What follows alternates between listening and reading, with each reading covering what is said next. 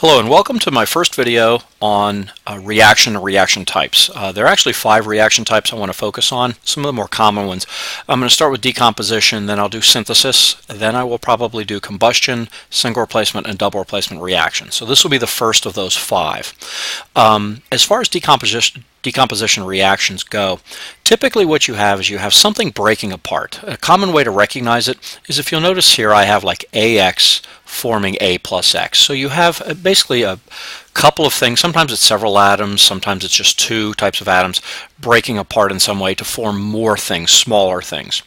There are some common patterns, and I want to point these out as we go, and I have some examples of these over here on the left which I'll do with you, and I'll show you how they work. Now as I do these, I want to highlight in particular these first 2. These are some of the more obvious ones. When you have like just 2 atoms together as your reactant, really the only thing they can do is break apart.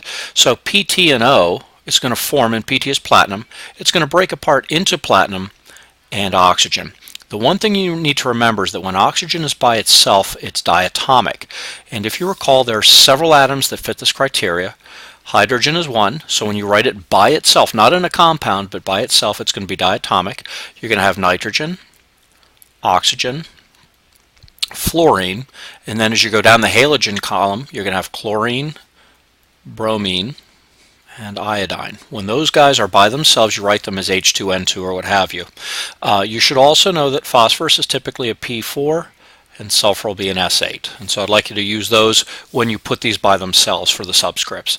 So now in this case, to balance, I have 2 oxygens here, so I'm going to have to go back and put a 2 here. That means I have 4 platinums, so I put a 4 there. This actually meets, let's see here, a metallic oxide. That would be this one. A metallic oxide decomposes into metal and oxygen. Here's another example. Na and Cl, of course, sodium chloride would break into sodium, or Na and Cl.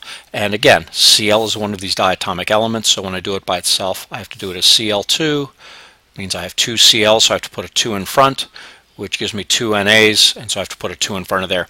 Notice that as I do my balancing over here, I do not change the subscripts. This is the formula for salt. I leave it like that, but to get more chlorides, I had to put a 2 in front. This fits this one. This is an electric current, which will split a binary compound into its individual elements. So that will split into 2 things. Now, for my regular chemistry students, this is about all I would expect. I would like you to recognize that these sort of binary compounds split into the individual component atoms, and then you just balance out the formula. For my honors students, I do like them to recognize certain types, and that's where these other things come in over here. So I'd like to discuss some of them. So let's start with this one. I have magnesium, and then this is a chlorate ion, ClO3, which has a -1 charge, so I need 2 of them to cancel out this magnesium charge of +2, so this is where this comes from.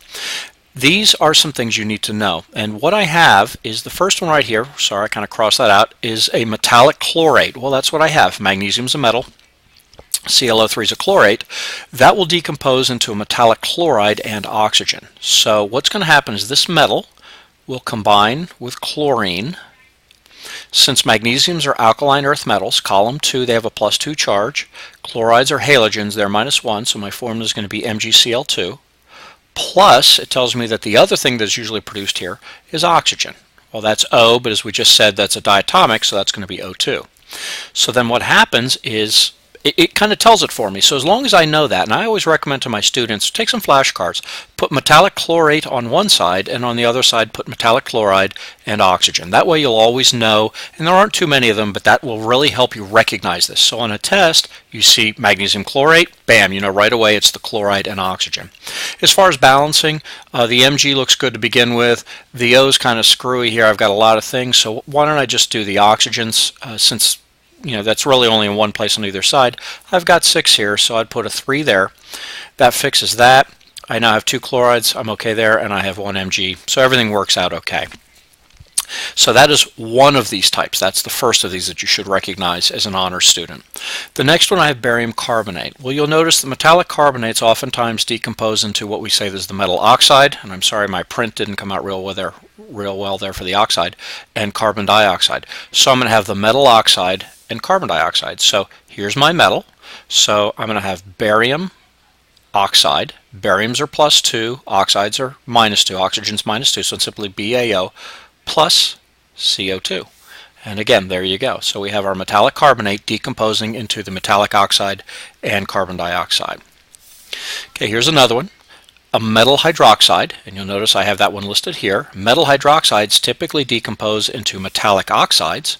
So I'm going to have aluminum combining with oxygen.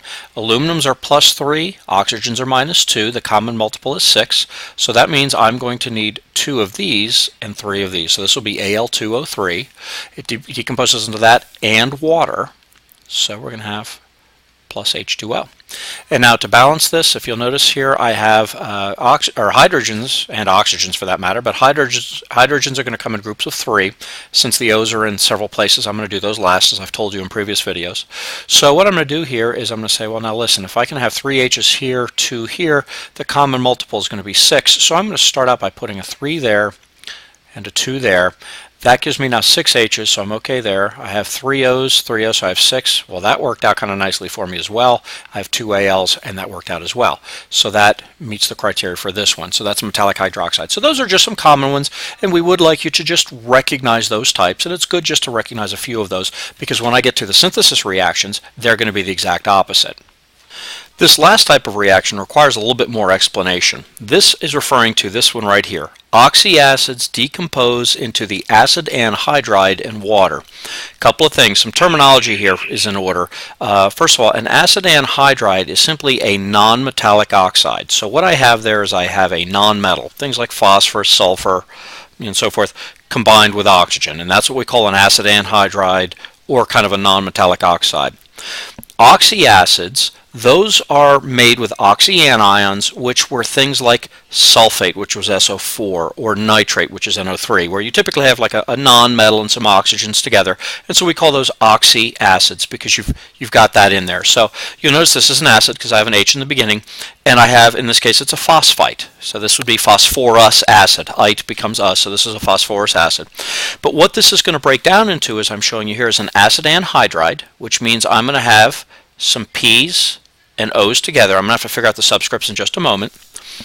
And water. Okay, so this is going to be H2O. Okay, so the trick with these is I have to figure out, well, how many P's, how many O's? To do that, you're going to have to figure out what is the oxidation number of phosphorus.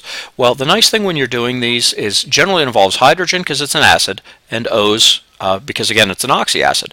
Well, you know the charge on O's is always -2. And you know the hydrogens, for our purposes here, these are always going to be +1. So you can just use those.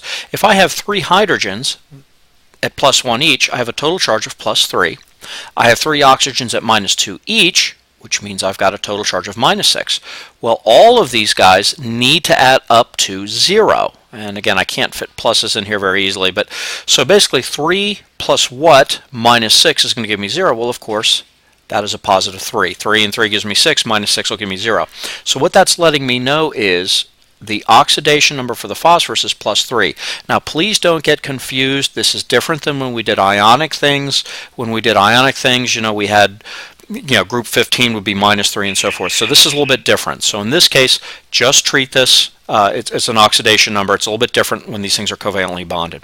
But the point of all that is that basically what I'm now going to do is write my formula here as though the phosphorus is +3 and the oxygens are -2. So what ends up happening, what is my common multiple? Of course, that's 6. So to get a +6 charge, I'm going to need 2 of my phosphorus, and to get a -6, I'm going to need 3 of those. So what ends up happening then is I've got P2O3 and H2O.